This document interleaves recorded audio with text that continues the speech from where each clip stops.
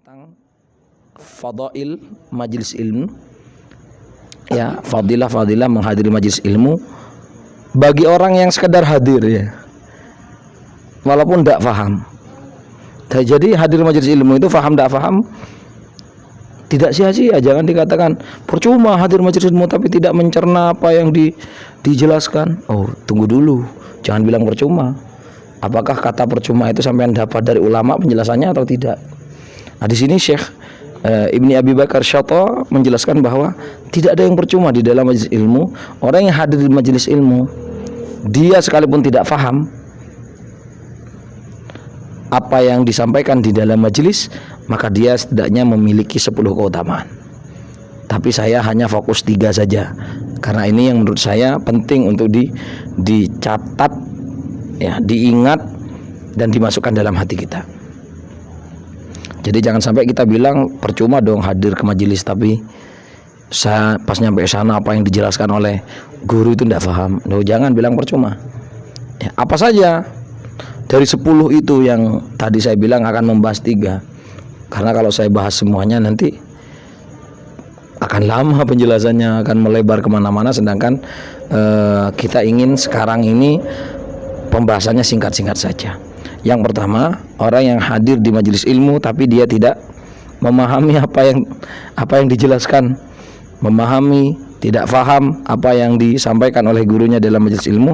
1, orang tadi sejak dia keluar dari rumah,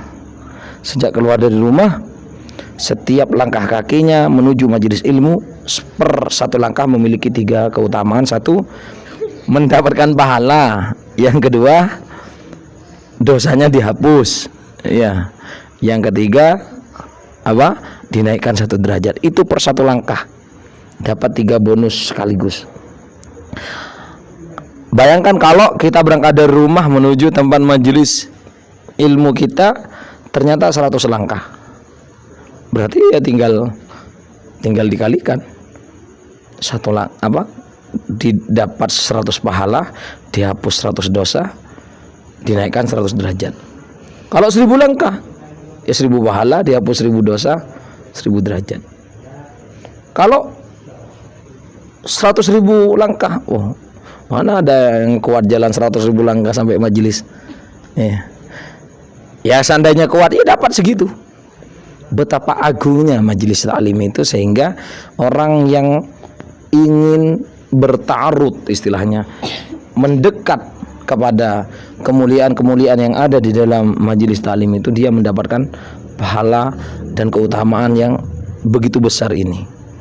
Bayangkan kita kalau ditanya, ya, sampean ini dalam sehari kuat ndak buat dosa 1000? Saya yakin sebejat-bejatnya orang, dia mesti akan merasa bosan. Jangankan 1000, 10 dosa saja dia sudah gelabakan. Tapi Allah menjanjikan bagi orang yang mau hadir ke majelis taklim, seandainya dia mendapatkan 1000 langkah dari tempat dia tinggal sampai ke majelisnya, maka dia mendapatkan 1000 pahala, 1000 dosa dihapus.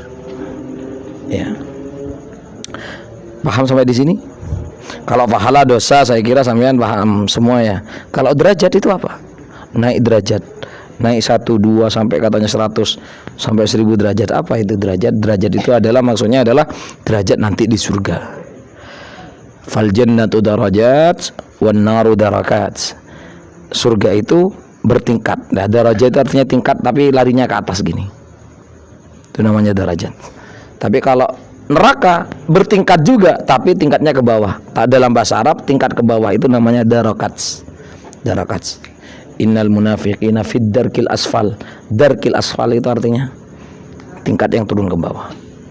Lah, orang yang punya jatah dia dinaikkan derajatnya berkah dari amal yang dia lakukan, amal kebaikan yang dia lakukan dunia, maka dia akan dinaikkan derajatnya. Semakin tinggi derajat yang dinaikkan, maka semakin besar peluang untuk bisa dekat bertetanggaan dengan Rasulullah SAW di Firdausil A'la. Jadi penting, amalan penaik derajat itu juga penting sekali, gitu kan? Penting sekali. di mana kata para ulama dijelaskan sesuai dengan yang termaktub dalam athar, bahwa setiap satu derajat itu kalau dihitung jaraknya, jarak vertikal ke atas itu sejauh langit dan bumi. Kalau dihitung dengan jalan darat maka sejauh perjalanan 500 tahun. Bukan 500 hari, 500 tahun. Itu keutamaan yang pertama yang didapatkan oleh penuntut ilmu yang ingin hadir dari rumahnya menuju majelis. Ketika sudah sampai di majelis, akan mendapatkan dua keutamaan yang kedua. Apa itu? Selagi dia duduk di tempat itu dan majelis terus berjalan, maka semakin lama majelis taklimnya semakin lama majelis taklimnya berlangsung, maka semakin banyak dia akan mendapatkan pahala. Tahu stopwatch? Stopwatch kalau kita hidupkan, kan semakin lama kita tunggu akan semakin angka itu semakin terus berjalan seperti itu. Sama kalau kita umpamakan dengan kehadiran kita di majelis taklim, kamu duduk di sini niat mengaji, kamu duduk, semakin lama kita duduk di majelis ilmu maka semakin banyak pahala yang akan kita dapat, karena kita dicatat pahala. Paham atau tidak paham? Ya kan? Makanya kalau ditanya sampean mau pengajian di sini sampai 10 jam kuat? Kuat? Nyaut lah, kuat aja. 10 jam kuat. Iya, kamu kuat kok mulia. Ya, saya yakin ya kalau orang itu betul-betul dia punya niat sungguh-sungguh, dia tidak akan peduli selama apa majelis taklimnya. Seperti itu. Dulu kita di Sudan ketika ngaji dengan guru itu, majelis taklim kita itu dimulai kalau hari Jumat dengan zikir. Salat asar, kemudian baca zikir hailalatil asril jum'ah, baca hailalah, salat maghrib, kemudian baca lazim, kemudian baca wazifah.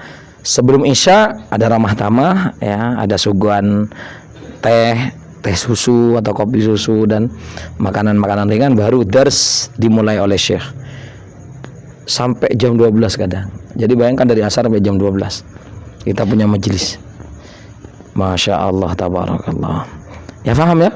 Yang kedua keutamanya, dan yang ketiga ini juga tidak kalah penting untuk kita ketahui bahwa orang yang mau hadir ke majelis ilmu itu hakikatnya oleh Allah dimuliakan dengan apa? Semenjak dia keluar dari rumah menuju ke tujuan majelisnya, hakikatnya songgunna ini dia tidak berjalan di atas tanah.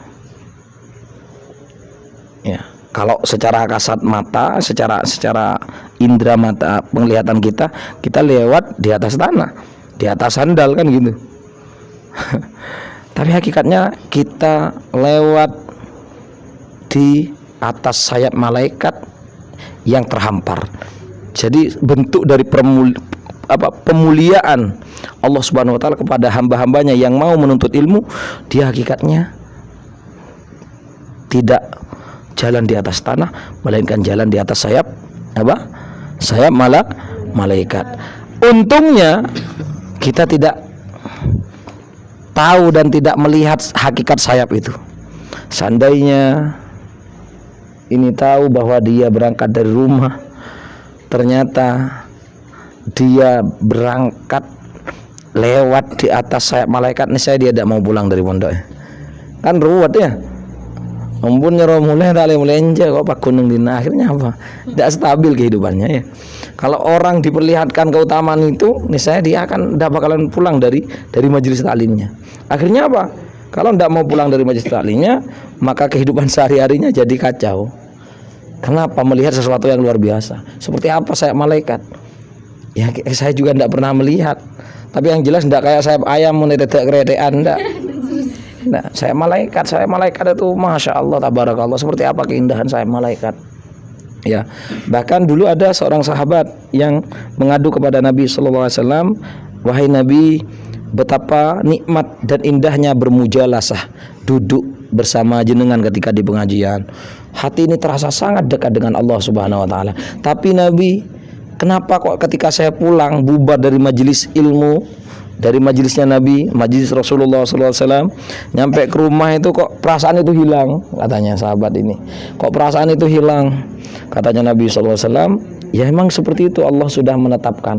Seandainya kamu masih saja dalam kondisi dan perasaan yang luhur seperti itu, dalam kondisi seperti itu sampai di rumah, pulang dengan kondisi seperti itu, niscaya kamu akan disalami, dikerumuni oleh malaikat dan disalami malaikat.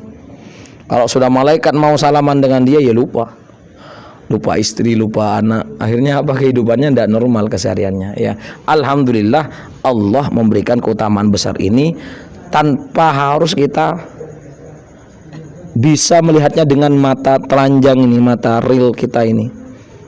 Ya, bayangkan kalau kita bisa melihat. Ya, ada dua kemungkinan, kalau tidak normal atau mata kita buta. Karena ada riwayat bahwa Sayyidina Abdullah bin Abbas itu pernah melihat malaikat Jibril ketika turun dan berada di atas Ka'bah. Ya, saya mendengar cerita ini di dalam majelis pengajian Sahih Bukhari yang disampaikan oleh Kiai Haji Uzairon Taifur. Beliau menjelaskan seperti itu, bahwa Sayyidina Abdullah ibnu Abbas melihat Jibril ada di atas Ka'bah. Tapi beliau tidak tahu kalau itu adalah malaikat Jibril. Yang beliau tahu baru ketika oleh Nabi Muhammad SAW dikabari. Ketika beliau bertanya, wahai Rasulullah, saya melihat sesuatu di atas Ka'bah tadi. Nabi SAW kemudian menyampaikan, kamu betul melihatnya. Iya, ternyata yang dilihat adalah Jibril alaihissalam. Dan katanya mata Sayyidina Abdullah bin Abbas ini tidak mampu melihat cahaya malaikat Jibril yang pada akhirnya menyebabkan kebutaan. Wallahu a'lam. Ya, dengan riwayat ini saya belum pernah membaca secara redaksional di dalam kitab kisah tentang kebutaannya Sayyidina Abdullah bin Abbas yang katanya pernah melihat cahaya malaikat Jibril. Tapi ini disampaikan oleh seorang ulama besar yang ahli hadis, yaitu Ki Haji Uzairon Taifur.